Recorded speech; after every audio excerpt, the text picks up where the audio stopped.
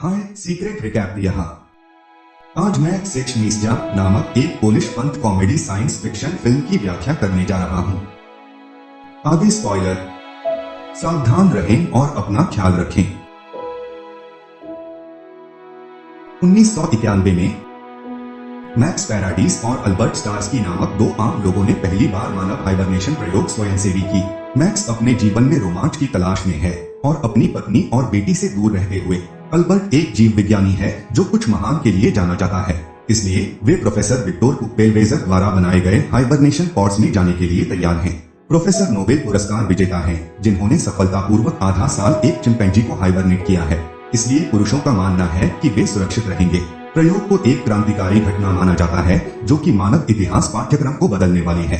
प्रयोग की शुरुआत की आधिकारिक घोषणा में कहा गया है कि हाइबरनेशन 3 साल के लिए निर्धारित है। मैक्स और अल्बर्ट को आखिरकार पॉड्स में डाल दिया जाता है क्योंकि दुनिया प्रत्याशा में देखती है। हालांकि योजना के अनुसार 3 साल बाद 1994 में जागने के बजाय वे जाग गए वर्ष 2044 में। वे 33 साल से फली में हैं, लेकिन एक दिन भी वृद्ध नहीं हुए हैं। इससे अनजान जब दोनों जागते हैं तो वे मानते हैं कि वे निम्नलिखित हाइबरनेशन के बाद उनका चेकअप सुविधा में है।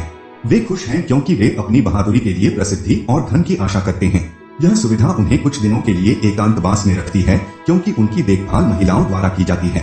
जैसे जैसे समय बीतता है, दोनों को शक होने लगता है कि उन्होंने तब से एक भी आदमी क्यों नहीं देखा। वो जाग गए। उनकी एक केयरटेकर का नाम लामिया रेनो है। वह कैमरों के जरिए दोनों पर नजर रखती है और दिन भर उन्हें देखती रहती है। तीसरे दिन वे स्पष्ट रूप से प्रोफेसर कुप्पेलवेजर से मिलने के लिए कहते हैं, लेकिन लामिया और डॉक्टर बर्न द्वारा सूचित किया जाता है कि कुप्पेलवेजर मौजूद नहीं है। वे लोगों को समझाते हैं कि कई साल पहले एक परमाणु युद्ध छिड़ गया था, जिसके कारण सभी दुनिया के नर विलुप्त होने के लिए वर्तमान में तारीख 8 मार्च 2044 है, जिसका अर्थ है कि लोग 86 वर्ष के पुराना हैं।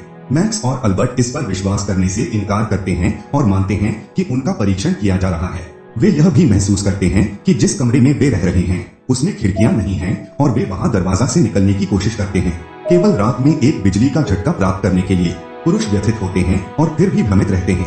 लामिया उनके भ्रम को भांप लेती है और उनके कमरा में लगे माइक्रोफोन के माध्यम से उनसे बात करती है। वह बताती है कि उनका समाज पार्थेनोजेनेसिस नामक प्रक्रिया के माध्यम से पुरुषों के बिना प्रजनन करता है। महिलाएं अनिवार्य दवा लेकर अपनी यौन इच्छाओं को दबा देती हैं, इसलिए पूरी तरह से इसकी पुरुष कोई आवश्यकता नहीं है। टेलीविजन देखते समय मैक्स देखता है कि महिलाएं पुरुषों की अनुपस्थिति से अक्सर नग्न होकर घूमती हैं क्योंकि उन्हें उनकी स्थिति का लाभ उठाने और अधिक से अधिक महिलाओं से मिलने का विचार आता है, क्योंकि कोई पुरुष प्रतियोगी नहीं है। तो एक ब्रीफिंग के दौरान मैक्स पानी का परीक्षण करने के लिए लामिया को चुनता है। वह गुस्से में उस पर यौन उत्पीड़न का आरोप लगाती है और उसे आसानी से नीचे गिरा देती है। कुछ दिनों बाद मैक्स और अल्बर्ट को महिलाओं के सर्वोच्च नेता महामहिम द्वारा बुलाया जाता है। उन्हें एक जैव अभयारण्य में ले जाया जाता है जहां युद्ध के बाद के जानवरों और पेड़ों को संरक्षित किया जाता है। बैठक में वे पूछते हैं कि वास्तव में मानव जाति का क्या हुआ और मनुष्य कैसे विलुप्त हुए। महिलाएं समझाती हैं कि विलुप्त होना पुरुषों की अपनी गलती थी। युद्ध में डॉक्टर कुप्पेलवेजर ने एम बम नामक एक एजेंट का आविष्कार किया।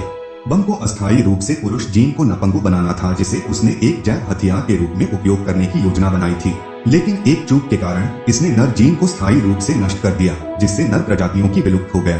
मैक्स पुरुष आबादी को बहाल करने और समाज को बदलने के लिए पुनरुत्पादक के रूप में सेवा करने की पेशकश करता है।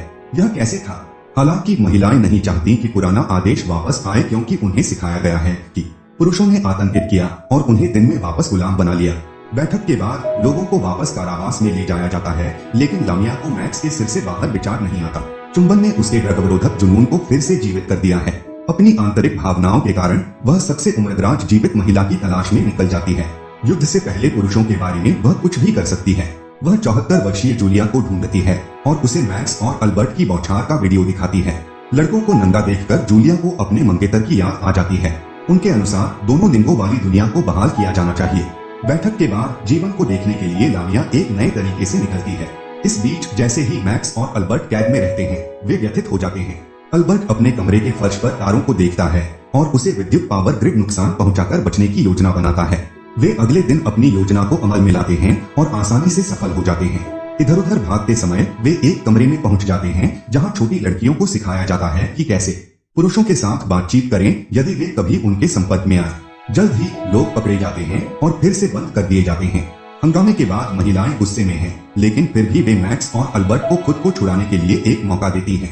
वे चाहते हैं कि लोग सेक्स रिअसाइनमेंट सर्जरी से गुजरें और समाज में स्वीकार किए जाने के लिए महिलाओं में बदल जाएं। जब वे मना करते हैं तो कमरे के ऊपर की छत खुल जाती है, जिसमें महिलाओं की एक विशाल सभा दिखाई देती है जो अपने भाग्य का निर्धारण करने वाले हैं। सुनवाई शुरू होती है और लंबे समय तक चलती है, क्योंकि सभा पुरुषों को वस्तुतः सभी बुराइयां उत्पीड़न के लिए दोषी ठहराती है और उनके नए समाज की प्रशंसा करती है। वे यह भी दावा करते हैं कि महानतम वैज्ञानिक जैसे कोपरनिकस, आइंस्टीन और पिंकस वास्तव में महिलाएं थीं। जब मैक्स और अल्बर्ट को ले जाया जाता है तो विधानसभा वोट देती है कि क्या पुरुषों को प्राकृतिककरण या परिसमापन मजबूर होना चाहिए। लामिया सोचती है कि उसे इस मामले में अपनी बात रखनी चाहिए, क्योंकि वह वही है जिसने हाइबरनेशन पॉड खुदाई की थी और उन्हें पाया। हालांकि मतदान होता है और प्राकृतिककरण केवल एक वोट के अंतर से पारित होता है।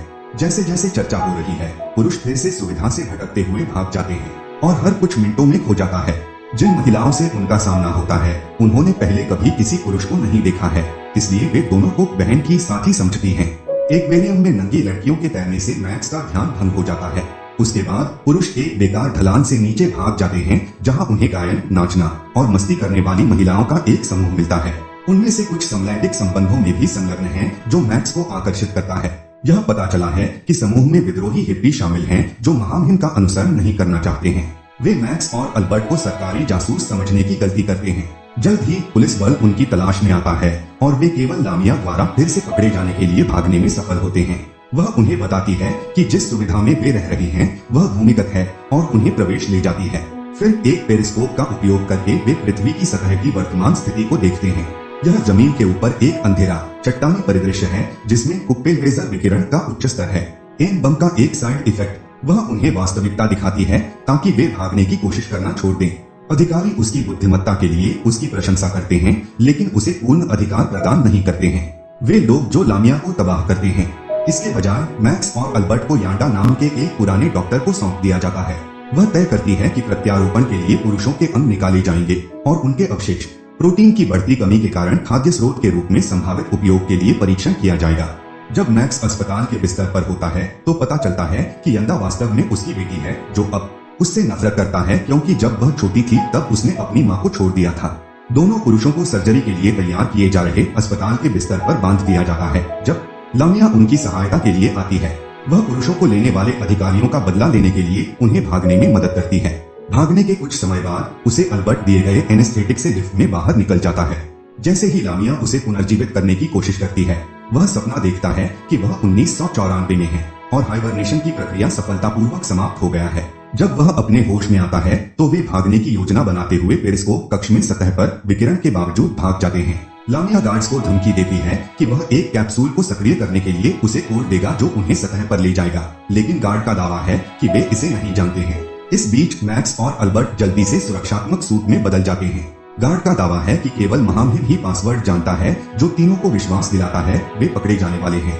क्रोधित होकर मैक्स ने शाप दिया, तुम्हारी माँ एक वेश्या है, और सभी उपस्थित लोगों के आश्चर्य के लिए कैप्सूल सक्रिय है। लामिया भी एक और सुरक्षात्मक सूट में बदल जाती है और तीनों अंततः इसे सतह बना लेते हैं। इसकी खोज करते हुए मैक्स कुछ कदम चलता है और अचानक किसी चीज से टकरा जाता है। एक अदृश्य बाधा प्रतीत होती है। वह एक चाकू लेता है और दूसरी तरफ दिन के उजाले को प्रकट करते हुए बैरियर के कपड़े को काट देता है। वे सभी छेद से गुजरते हैं और अपने अत्यंत आश्चर्य के लिए खुद को एक समुद्र तट पर पाते हैं। पेरिस्कोप से दिखाई देने वाला क्षेत्र एक छोटे गोलाकार तंबू की तरह से घिरा हुआ था। कैनवास के अंदर चित्रित बंजर परिदृश्य पैनोरमा के साथ संरचना। तीनों अपने आसपास की खोजबीन करते हैं और अंत में एक जंगल में पहुंचते हैं। लोग आखिरकार अपने पुराने जीवन का एक नजारा देखकर खुश हो जाते हैं। हालांकि सूट ऑक्सीजन से बाहर निकलने लगते हैं। अचानक मैक्स खुशी से चिल्लाता है और उड़ते हुए सारस की ओर इशारा करते हुए अपना सूट फेंक देता है। उनके अनुसार अगर पक्षी सांस ले सकता है तो इसका मतलब है कि वे भी कर सकते हैं। वे अपने सूट उतार देते हैं और ताजी ऑक्सीजन से भर जाते हैं। थोड़ी देर बाद वे ताजा भोजन और आधुनिक तकनीक से भरे एक पूरी तरह से सुसज्जित आरामदायक विला में आते हैं। वे इस बात को लेकर असमंजस में हैं कि यह किसका है, लेकिन इस मामले पर आगे सवाल नहीं उठाते।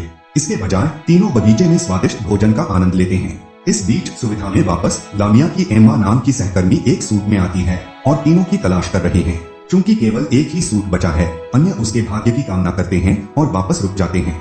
उसे यह भी पता चलता है कि बाहर की दुनिया उससे बिल्कुल अलग है जो सोच उनके पास थी। आखिरकार वह लैमिया मैक्स और अल्बर्ट को बगीचे में खाते हुए पाती है और उन पर अपने हथियार की ओर इशारा करती है, लेकिन ऑक्सीजन की कमी के कारण वह बेहोश हो जाती है। अल्बर्ट अपना हेलमेट हटाता है और उस पर सीपीआर करता है। वह उसे विला के अंदर ले जाता है और उसका सूट निकालना शुरू कर देता है। वह जल्दी से होश में आ जाती है और अल्बर्ट की ओर आकर्षित महसूस करती है। दूसरी ओर मैक्स लामिया के साथ एक बेडरूम में जाता है और उसे बताता है कि संभोग क्या होता है। अंत में दोनों जोड़ों ने संभोग किया। बाद में लड़कियां स्नान कर रही हैं, जबकि पुरुष रहने वाले कमरे में आराम कर रहे हैं। मैक्स और अल्बर्ट एक शोर सुनते हैं और छिप जाते हैं, यह मानते हुए कि यह घर का मालिक है। कुछ सेकंड बाद महामहिम एक कोठरी में छिपे एक लिफ्ट से निकलते हैं। मैक्स ने जवाब मांगते हुए उस पर हमला किया। आगामी लड़ाई के दौरान महामहिम के स्तन और बाल छीन लिए जाते हैं, जिससे पता चलता है कि वह वास्तव में भेष में एक पुरुष है। उसका महामहिम अंततः पुरुषों को उनकी जीवन कहानी बताता है। युद्ध के ठीक बाद जब महिलाओं की लीग ने सत्ता संभाली, वह 4 साल का था। शेष कुछ लड़कों को लड़कियों में प्राकृतिक बनाया गया, लेकिन वह अपनी मां से छिपा हुआ था। वे अधिक स्ट्रैंड दिखने के लिए लीग में शामिल हुए और अंततः उन्हें महामहिम चुना गया। वह महिलाओं को सुविधा के अंदर सीमित रखना और उन पर शासन करना चाहते थे, इसलिए उन्होंने उन्हें नियंत्रण में रखने के लिए विकिरण स्तर अतिशयोक्ति की। मैक्स और अल्बर्ट हर एक सिलेंसी के साथ एक सौदा करते हैं, यह दावा करते हुए कि वे उसका सच नहीं बताएंगे अगर उन्हें लामिया और एम्मा के साथ घर में रहने की अनुमति है। उसका महामहिम प्रस्ताव को स्वीकार करता है।